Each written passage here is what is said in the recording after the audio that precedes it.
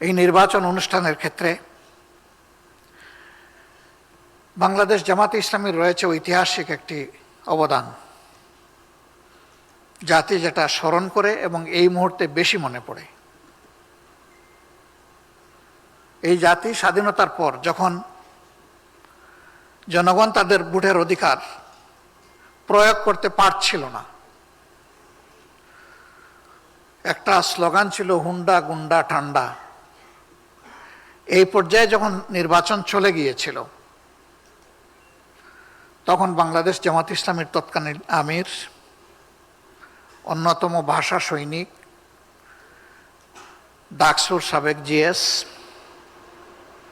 জনাব অধ্যাপক গোলাম আজম রাহিমাহুল্লাহ, তিনি এই অন্ধকার জগৎকে ফর্সা করার জন্য জাতির সামনে কেয়ারটেকার সরকারের ফর্মুলা তিনি দিয়েছিলেন।